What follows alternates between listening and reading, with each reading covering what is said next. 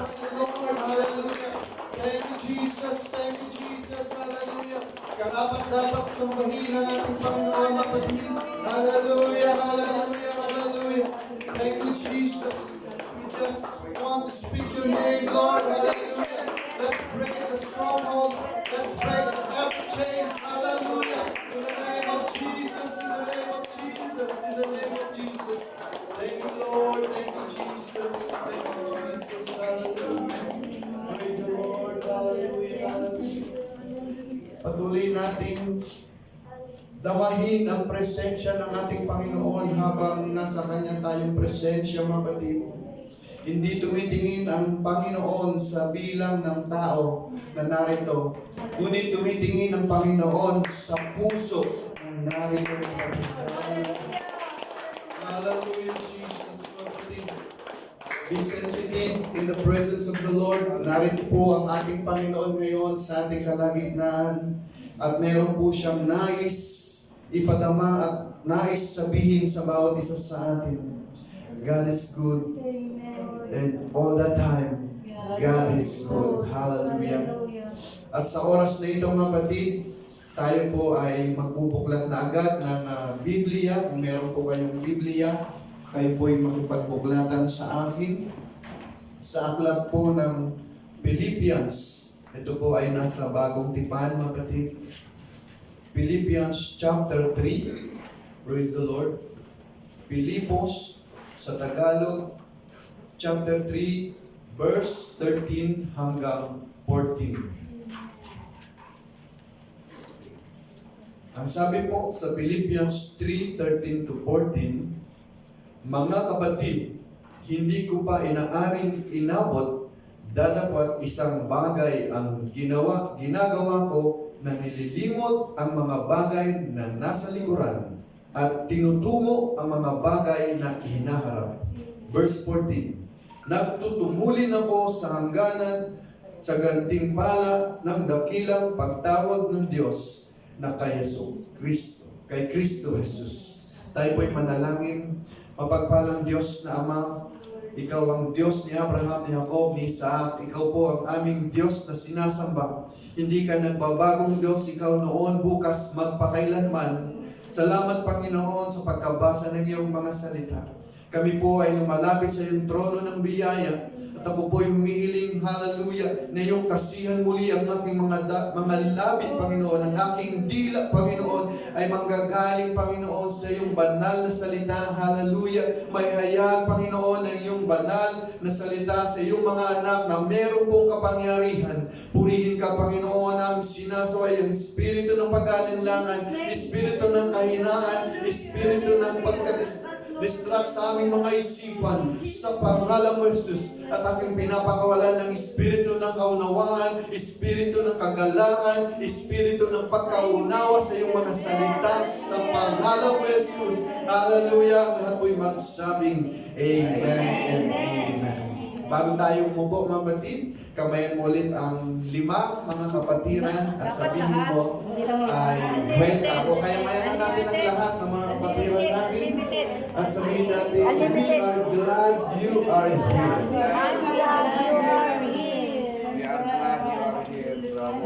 Praise the Lord. Welcome sa ating mga kapatiran. At ating nakikita muli ang ating mga kapatid na hindi natin madalas makita. Salamat, Sister Betchay. Welcome back. We are glad you are here. We know that you are busy lang sa iyong trabaho pero hindi ka nawawala sa presensya ng Lord. Amen. Happy birthday sa mga nagbe-birthday ngayon. Ngayong October at sa parating na November, we welcome. Happy birthday, Sister Sarah. At sa nagdaang nag-birthday, Sister Adelaida, salamat. At makakaupo na po tayo, mga batid. Salamat sa inyong mga buong busilak na puso na pagtulong, pagsuporta sa gawain ng Panginoon. At nakikita naman po natin ang result, mga batid, ng ating pong pagtulong-tulong. Amen. At maganda na ang ating gawain sa tulong po ng Panginoon. Hindi po upang ipagmalaki, ngunit ating pong itaas ang ating Panginoon. Hallelujah! Thank you, Jesus, sa iyong provision at sa mga kaluluwa na patuloy na lumalago. Amen? So, gusto ko na challenge kayo na tumatayo dito ngayon. Nagtuturo na ng Sister Rose. Amen? Praise God. I believe one day, yung mga dating mga active ay lalo pang magpang-active. Amen. Amen. Praise the Lord. Purihin ang ating Panginoon. At sa walang pagtatagal, amen, kung wala na po akong nakalimutan, ang ating anniversary ay November 12, kapatid. Kaya Sister Betchay, ang Aseret Department ay iyong pakilusin. Malapit na ang ating anniversary. Praise the Lord. At ang ating Christmas banquet, amen, na-announce na kanina, ay December 3. Praise the Lord. At sa walang pagtatagal, mga kapatid, dahil matagal na, ang oras po natin ay nag-backward. Praise the Lord. At ang ating pong pag-uusapan, mga kapatid, ay bibigyan po natin ng pamagat o topikong ito na may pamagat. Sister Nobs, okay? Praise the Lord. Everybody say, praise the Lord. Praise the Lord. Praying na may makatulong si Sister Nobalin sa media. May matrain, mga kapatid. Isa sa media, isa sa computer. So, ang ating pong pamagat, mga kapatid, ay press on and level up. Sabihin mo sa katabi mo, press on. Press on and Level up. Praise the Lord. So, ano pong ibig sabihin ng press on? Paki-slide mo, Master Nobel, ganyan lang yata. To continuing doing something. Magpatuloy sa paggawa ng isang bagay. Yung hindi po humihinto, mga kapatid. Kahit na ano pong problema, kahit na ano pong pagsubok sa buhay, just press on. Moving forward, mga kapatid. And the most important is level up, mga kapatid. Hindi lang tayo, mga kapatid, na nanatili na grade 1. Sino pong gustong grade 1 tapos babagsak pa magiging grade 0? Di ba ang gusto po natin, mga kapatid, habang tumatagal, tayo po ay lumalago, tumataas ang antas ng ating pananampalataya. Sino pong gustong tumaas ang pananampalataya, mga kapatid? Amen. Hindi po tayo dapat manatili, mga kapatid, na batang Kristiyano. Amen. Press on and level up. Press on stands, mga kapatid. Siguro may isa pang slide. Ito po ay press on. Ang ibig sabihin ng P is prayer. Ang R is reaching out or evangelize. And letter E is for encourage. And S is for support. And another S is speak life. And letter O, obedience and nurturing. Let us learn, mga kapatid, the acronyms of the word press on. Yan lang po tayo ikot, mga kapatid. Press on, mga kapatid, letter P, balik mo na lang sa title, Sister Dobbs. Press on, letter P is for prayer. Sino po ang nagpe-pray dito, mga kapatid? Amen. Ang mga Kristiyano ay kailangan nananalangin araw at gabi. Maging sa pagkain, mga kapatid, kailangan tayo nananalangin baka yung pagkain natin ay merong panis. Sasakit ang ating mga tiyan. Kaya ating pong pinapanalangin hindi lamang doon, mga kapatid, kundi tayo po'y nananalangin para magpasalamat sa mga biyaya na ating pong natatanggap. Prayer is the best communication to meet our personal necessities. Ang panalangin, mga kapatid, ay the best communication para ating pong matamo ang ating personal na pangangailangan. Yes. Sino po ang may mga prayer request sa ating Panginoon? Ito Amen. po ang best communication para ating pong matanggap ang ating pong personal needs. Hindi po ipagkakaloob ang isang bagay sa atin kung hindi po natin hihingiin. Sapagkat ang sabi ng Biblia, ask and it shall be given to you, seek and you shall find, knock and it shall be opened unto you. Sapagkat ang kumakatok, sabi ng Biblia, ay pinagbubuksan, at ang humihingi, mga kapatid, ay pagbibigyan, at ang humahanap ay makasusuntong. Hallelujah. Kapag hindi po natin ginawa o hindi tayo nag-press on, mga kapatid, at tayo nanatili, hindi po natin mamimit ang ating pong expectation sa ating personal necessities sa ating Panginoon. Prayer ay walang dead spot. Alam nyo ba? Not busy lines. Hindi katulad ng cellphone minsan, walang signal. You can reach your family, loved ones, and friends in far and beyond human limitation. Kahit sa lupalop ng lugar, kapatid, kaya natin abutin ang ating mga mahal sa buhay. Amen. Ano man ang sitwasyon, kapatid, hindi man natin sila mahawakan, ay kaya natin silang ipanalangin sa ating pong Panginoong Diyos. Palakpakan po natin ang Lord. Prayer is proven from the Old Testament in the life of Abraham at sa maraming mga ating kapatiran sa lumang tipan, kapatid. Hallelujah! Alam niyo ba, si Abraham, dahil sa panalangin, meron pong naligtas. Ipinag-pray ni Abraham, kapatid, ang lugar ng Sodom at Gomorrah. Bagkus alam niya, kapatid, na talagang masama ang mga tao doon. Ang mga tao doon, kapatid, ay nasabi ng Biblia na ang mga lalaki ay nagiging mga bakla.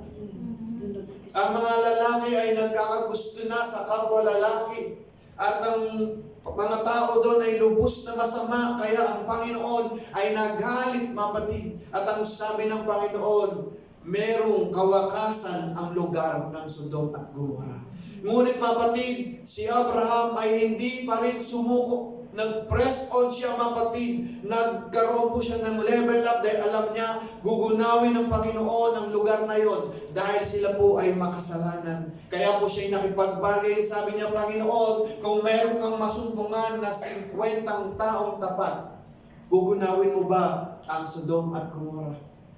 At ang sabi ng Panginoon, kung meron masumpungan na 50 dahil sa iyo, hindi ko na gugunawin ang Sodom at Gomorrah. Bagamat alam ni Abraham, kapatid, na walang 50 na matapat, kapatid, sa ating Panginoon. Kaya siya po ay nakipagbargay, naging makulit sa ating Panginoon. Sabi niya, Panginoon, kung may 40, alam niyang walang 40. Panginoon, kung may 20 or 30, gugunawin mo ba ang Sodom at Gomorrah? Hindi pa rin. Dahil kung dahil sa iyo, Abraham, hindi ko gugunawin. Ngunit alam ni Abraham, wala pong 20. At sabi niya, minsan pa, ako po ihirit, Panginoon, kung meron kang masumpungan na 10, gugunawin mo ba ang Sodom at Gomorrah? Hindi ko gugunawin kung meron kang masumpungan na 10.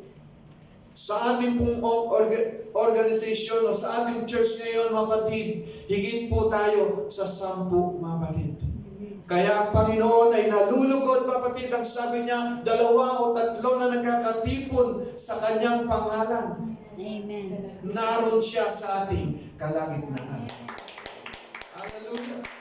Narito po ang ating Panginoon sa ating kalagitnaan, bagamat minsan hindi natin nakikita ang ating mga kapatid na nakaupo sa ating mga tabi. Tayo man ay nalulungkot, kapatid, pero ang Diyos ay nalulugod dahil higit tayo sa 2, kapatid. Amen. Tayo higit sa 10, tayo higit sa 15, tayo higit dahil merong mga anghel na ating pong kasama sa oras na ito. Amen. Kaya, kapatid, huwag kayo madi-discourage kung minsan parang asa na si sister, asa na si brother. Alam niyo, kapatid, in the future, hinahanda lang po ng Panginoon ang church na ito, ang FPCI ministry. I believe one day, kapatid, pupunuin ng Panginoon ang church na to, pupunuin ng Panginoon ang mga manggagawa. Ipinipray lang po tayo ngayon ng ating Panginoon. Kung paano natin i-handle kung marami ng mga tao dahil ang papasok ng mga tao, narayaan, mga kapatid, ang iba dyan ay mas matindi pang magmarites. Paano natin sila i-handle? Ang iba dyan ay mas marami pang problema sa kanilang buhay. Paano po natin sila i-handle kung tayo mismo ay hindi tayo handa, mga kapatid? Kaya hinahanda po tayo ng Panginoon. Kaya nga, press on and level up. Huwag na tayong manatili, mga kapatid, sa dating buhay natin. Press on and level up. Kung dati hindi ka marunong pumalakpak, kapatid, o kung dati ang palakpak mo ay sakto lang, ngayon, kapatid, level up mo ang iyong pagpalakpak sa ating Panginoon. Hallelujah!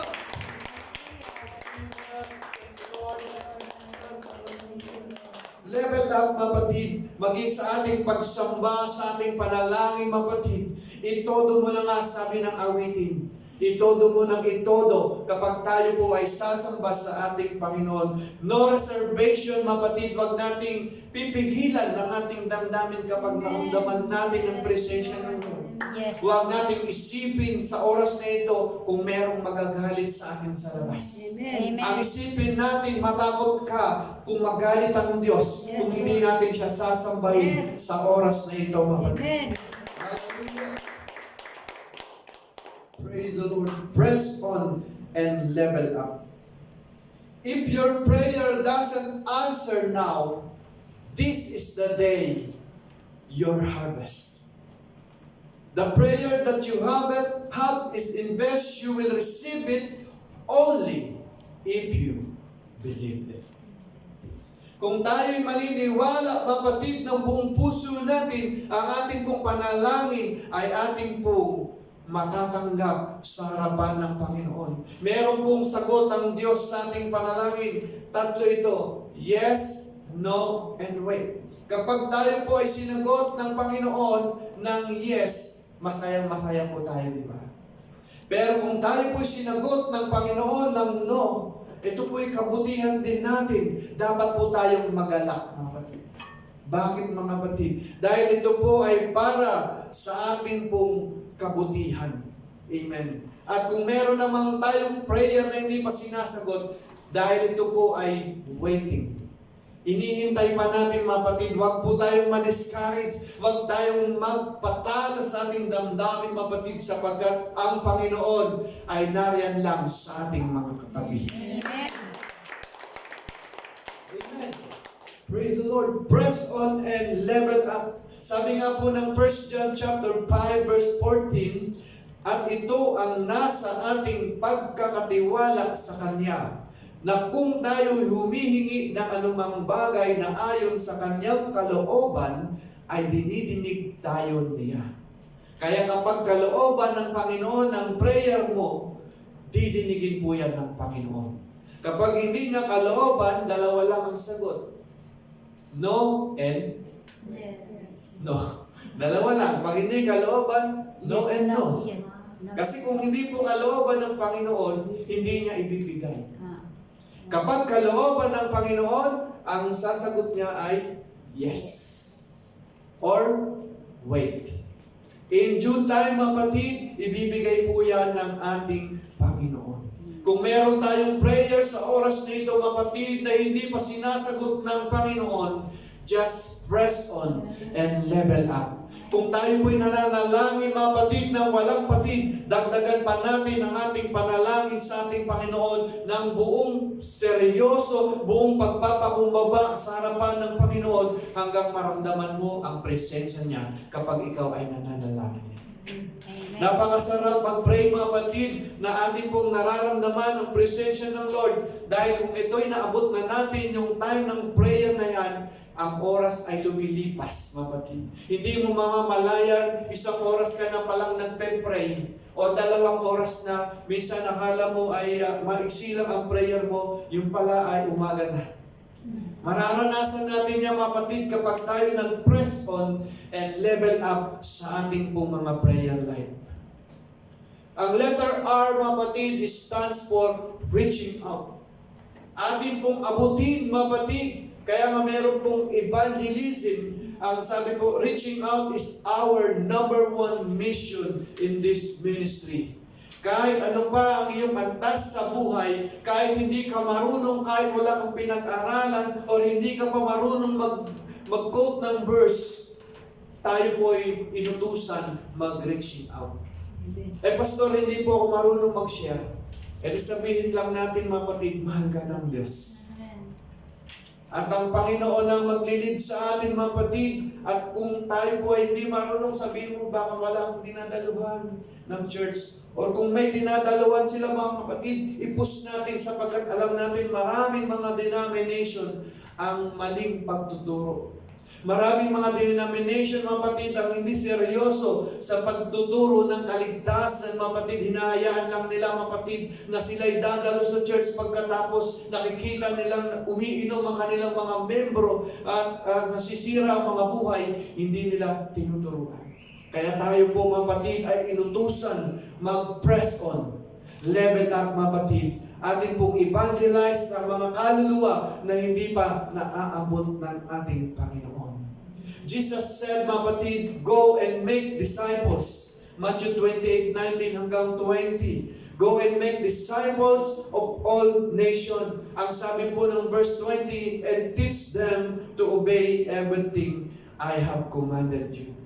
Ano po ba ang inutos ng ang tinuro ng ating Panginoon at inutos niya? Tayo po ay maghayo. Tayo po ay magbahagi ng salita ng Panginoon. Hindi lamang po sinabing si pastor ang magbabahagi.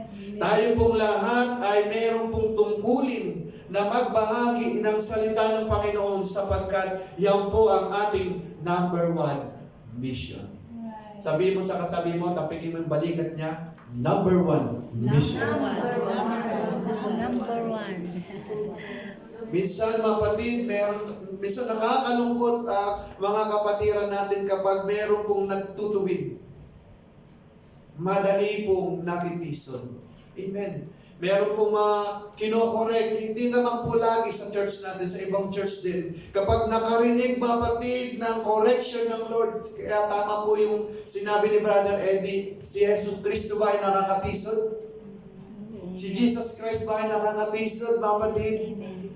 Yes, nakakatisod ang ating Panginoon kung hindi natin tatanggapin ang kanyang salita. Kaya nga maraming tumatalikod sa harapan ng Panginoon. Pero kung ikaw ay anak na ng Diyos, mga kapatid, na mayroong pagpapakumbaba, mayroong pagpapasakop sa ating Panginoon, hindi ka matitison sa ating Panginoon. Kapag tayo po ay nare-review, mas lalo pa tayong lalago. Kapag tayo po ay kinokorek, kapag sinasabi ng Bible na kailangan mo magbago ang iyong buhay, hindi ka matitison. Kundi ikaw pa ay magpapakumbaba sa harap ng Panginoon at tatanggapin natin, yes Lord, ako po'y mahina, gusto ko pong mabago, palakasin mo po ako, Panginoon. Hallelujah. Salamat po sa banal mong salita. Kapag meron ka ng ganyang damdamin o karakter na nagtatanggap ng pag-review, ikaw ay lumalago na sa paglilingkod sa Lord. Everybody say, praise the Lord. Praise the Lord. Ang paghayo ay utos, kapatid. Sabi ng Matthew 9:37-38, the harvest is plentiful, but the workers are few. Ask the Lord of the harvest, therefore, to send out workers in His harvest. Hindi po natin kaya tayo-tayo lang, mga kapatid, para mapalaganap ang salita ng Panginoon. Kaya kasabi ng Biblia, mga kapatid, magsabi tayo sa ating Panginoon, dumalangin tayo sa Kanya na magdagdag pa siya ng mga manggagawa. Kaya hindi natin alam, meron tayong i-invite na mga bago, sila pala, pagdating ng panahon, magagamit sila mightily ng ating Panginoon. Hinahanda na ng Lord ang bawat isa sa atin para tayo po'y mamalakaya ng mga kaluluwa. Mag-fishing tayo ng mga soul, mga kapatid, sapagkat hindi natin alam yung mahikayat natin, mga kapatid, sila pala ay magiging kagamit-gamit din sa Panginoon. Palakpakan po natin ng Lord, mga kapatid. At ang sabi ng Bible, sino ang susuguin ko? Sabi ng Diyos. Ano po ang sabi ng Isaiah 6:8? Then I heard the voice of the Lord saying, whom I shall send, and who will go for us? And I said, sabi niya, I send me. I-send mo ako, Panginoon. Here I am. Send me. Sino ang aking susuguin? Sabi ng Panginoon. Hindi naman, mga kapatid, yung mga unbeliever. Tayo po, mga kapatid, na mga mananampalataya ang magkahayo upang sila po ay maaabot natin para po sa ating Panginoon. Press on and level up. Palakpakan po natin yung Lord. And letter E, mga kapatid, stands for exhort, encourage. Katulad kanina, may mga nag-exhortation na dito, mga kapatid. Ang ibig sabihin po ng exhortation, ini-encourage natin ang ating pong mga kapatiran. Encourage, everyone needs encourage. Kaya nga alam niyo po si Judas and Silas, sabi nga ng Acts 15:32, si Judas at si Silas, palibasay mga propeta rin naman, ay inaralan ang mga kapatid ng maraming mga salita at sila'y pinagtibay. Nagkaroon po sila ng encouragement, kapatid, sa maraming salita ng ating Panginoon. At ang sabi po ng Biblia, sila po ay nagsilakas. Tumibay ang kanila mga pananampalataya dahil meron pong nag-i-encourage. Encourage is the gift from the Holy Spirit. Kapag marunong ka, kapatid, mag-encourage, ito po ay kaloob ng ating Panginoon. Ang sabi ng Romans 12:8, if it is encouraging, let him encourage. If it is contributing to the needs of others, let him give generosity. Kaya pag may nagbibigay po, mga kapatid, sa gawain ng Panginoon, tanggapin natin. Sapagkat yan po yung kaloob ng Panginoon, ang utos ng Espiritu sa Kanya. If it is leadership, let him govern diligently. Kapag binigyan ka ng Panginoon ng leadership, authority, ito po'y kaloob ng Diyos at ito po'y mag-govern at ito po ay matutupad sapagkat inilagay ka ng Diyos para mamuno. If it is showing mercy, let him do it cheerfully. Ang puso natin, mapatid, kapag nilagay ng Lord ang awa at habag, yan po'y galing sa Espiritu ng Panginoon. Ito po'y magpo-progress sa ating buong buhay. Press on and level up. Sabihin mo sa katabi mo, level up ka na ba? And letter S, mapatid. Meron na lang tayong 4. Letter S, ang ibig sabihin ay support. Support, mapatid, sabi po ng 2 Corinthians 9:10, at ang nagbibigay ng binhi sa nag-aasi at ng tinapay na pinakapagkain at magbibigay at magpaparami ng iyong binhi upang ihasik at magdaragdag ng mga bunga ng iyong katwiran. Ang Panginoon ang siyang nag-aasik, mapatid, ng binhi. Siya po ang nagbibigay sa atin ng tinapay. Ibig sabihin na makakain natin sa araw-araw. Siya po ang nagpaparami nito, mapatid, sapagkat siya po ang ating great provider. Amen. Ang mga widows sa Biblia, mapatid, yung po yung talagang lubos na kinaluluguran ng ating Panginoon. Ang sabi ng Bible, pinapakain sila araw-araw ng Panginoon. Acts 6 verse 1 to 7, sabi po diyan, their widows were being overlooked in the daily distribution of food. Kasi noon wala namang pera, pagkain lang. Sila po, kapatid, yung mga namatayan ng asawa, yung mga hiniwalayan ng kanilang asawa, ang sabi ng Biblia, ang Diyos ang nagpo-provide ng kanilang pagkain. Praise the Lord. Thank you, Sister Josie. God bless. Palakpakan po natin ng Panginoon. Minsan kailangan din namin, mapatid, uminom ng tubig Amen. para hihinga-hinga. Kasi sabi nila, kapag lagi ka daw nagsasalita, ang baga ng mga pastor ay humihina. Kaya maraming pastor nagkakasakit ng television.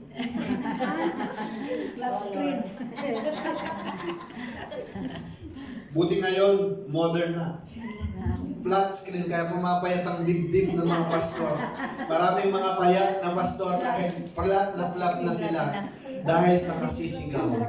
Kaya ngayon, mga kapatid, hindi na ako sisigaw kasi malakas na yung ating mga speaker.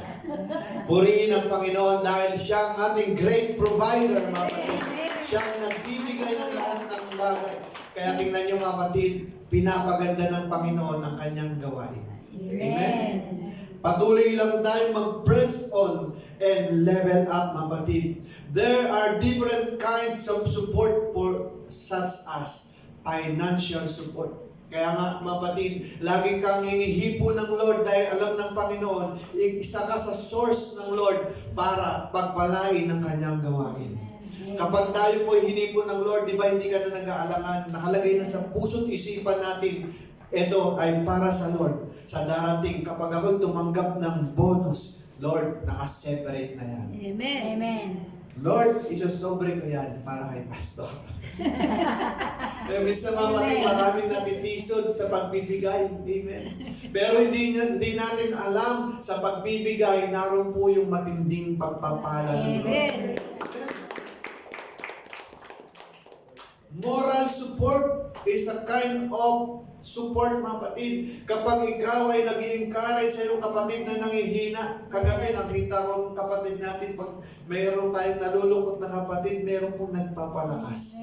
Moral support, mga kapatid. Kapag mayroong nangihina, isa sa atin, mga kapatid, huwag natin hayaan na manatili siyang nangihina. Amen. Bigyan natin siya ng moral support, mga kapatid. Kung siya ay nagkakaroon ng problema sa kanyang buhay, kung meron tayong maiaabot, abutan natin, mga kapatid. Amen.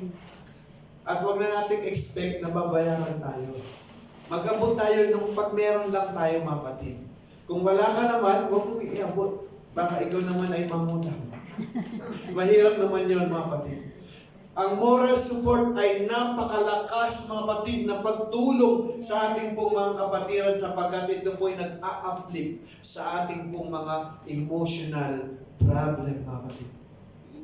At isa pang support ay spiritual support. Kapag gusto nating malipap ang ating kapatid, lagi nating encourage na mananatili kang magtitiwala sa ating Panginoon sapagkat ang Diyos ay everywhere. He is omnipresent God, mga kapatid. Hindi siya natutulog, sabi nga ng teaching ni Brother Eddie, hindi siya humihikbi. Ibig sabihin, naghihiling. Humihikab. 24/7, gising ang ating Panginoon. Amen. Kapag tayo po ay mayroong pang hininga, ibig sabihin, buhay ang Diyos. Kapag walang Diyos, wala tayong hininga, mga kapatid. Amen. Amen. Sapagkat hindi siya pwedeng mamatay, sapagkat kapag walang Diyos, ang lahat ng bagay ay mawawala. Amen? Ang buhay natin ay nawawala sapagkat tayo po ay tao lamang. Pero ang Diyos, hindi po siya mawawala. Amen? Palakpakan po natin ang Lord. Don't be satisfied of just sitting down. You need to level up yourself. Huwag tayong masatisfy, mga kapatid, na nakaupo lang tayo. Isipin natin kung paano tayo gagawa sa ubasan ng Panginoon. Paano natin maile-level up ang ating pong faith. Ano ba ang aking dapat gawin sa gawain ng ating Panginoon? Mayroon ba akong magagawa? Malaki ang magagawa mo sa ubasan ng Panginoon. Makita ka lang, mga kapatid, na narito, isa na po yung moral support na narito ka, kapatid, sapagkat meron mga kapatid na galak at natutuwa na nakikita tayo na magkasamang naglilingkod sa Diyos. Hallelujah! Praise God. And letter S, another S, stands for speak life. Speak life. Speak to yourself, mga kapatid. Speak life to others. Speak life to yourself. Speak life to your church. Speak life to your pastors and leader. Mga kapatid, sabi po ng Bible, James 3:10, sa bibig din lumalabas ang pagpupurit, paglalait. Mga kapatid ko, ang mga bagay na ito hindi nararapat magkagayon. Sa mga labi, mga kapatid ko, sa bibig, sabi ng Biblia, lumalabas ang pagtaas o pagsamba. Ganon din, lumalabas ang paninira o panglalait. At ang mga bagay na ito, mga kapatid, ay dapat nating gamitin sa kabutihan sa Panginoon. Speak life to yourselves. Speak life to others. Be impeccable with your words. Speak with integrity. Say only what you mean. Avoid using the word to speak against yourselves or to gossip about others. Amen? Tagalogin natin, mga kapatid. Iwasan natin, mapatid, ang mga salita na makakasira sa ating kapwa o magiging isang marites sa ating pong mga neighbors. Use the power of your word in the direction of the truth and love, sabi po ni Miguel Ruiz. And lastly, mapatid, letter O stand obedience. Ito po'y pagtalima. Kaya nga kapag gusto natin lumago, press on and level up, may kasama pong pagtalima sa ating Panginoon. Romans 1:5, nasa pamagitan niya ay tinanggap namin ang biyaya at pagkapustol sa pagtalima, sa pananampalataya sa lahat ng mga bansa dahil sa kanyang pangalan. Romans 1:5.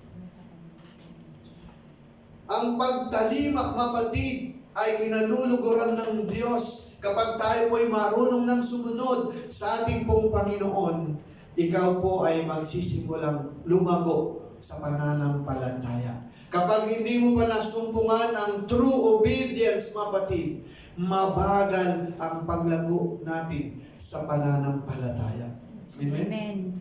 Kapag narinig na natin ang pagkukorek ng Lord, huwag po tayong matisod. Kapag sinabi ng Lord, walang mga babae ang nagdadamit ng malaswa. Ibig sabihin nun, mga kapatid, magsusuot tayo ng kaaya-aya sa harapan ng Lord. Amen. Nakakatisod ba? Di ba hindi, mga kapatid, sapagkat ito po ay nagpapalinis sa ating pong kaluluwa, spiritual, sapagkat nagiging maganda po tayo sa paningin ng Diyos. Amen. At ang mga babae, mga kapatid, kami po mga lalaki, personally, kami po ay nai-impress sa mga babaeng meron pong mga mahabang buhok. Amen?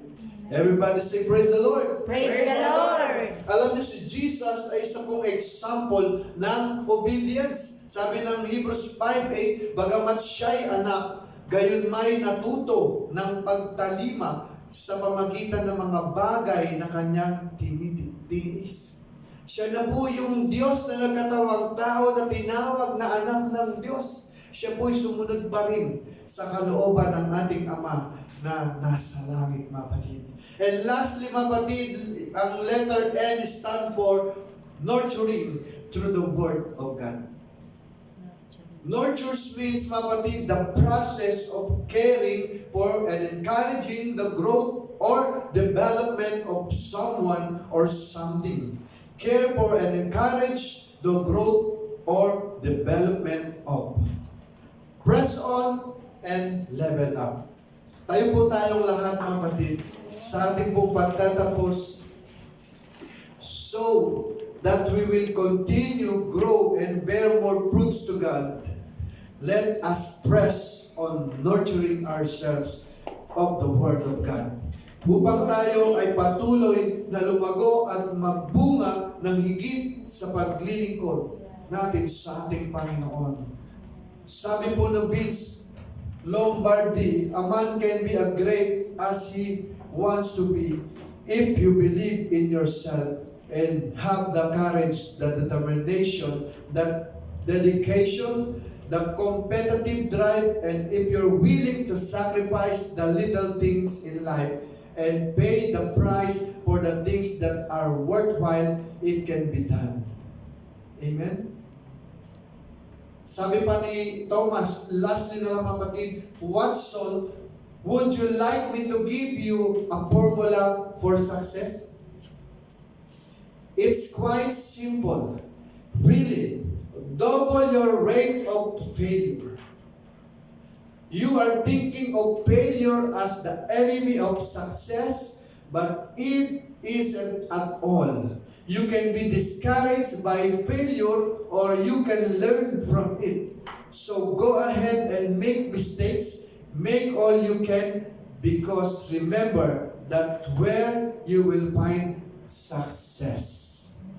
Habang tayo po'y nagkakaroon ng mistake, mapatid, kung atin pong itong ilalagay sa ating isipan, mapatid, ito po ay magiging ating pong panglaban sa enemy at ito po ay magiging turn to success, mga kapatid.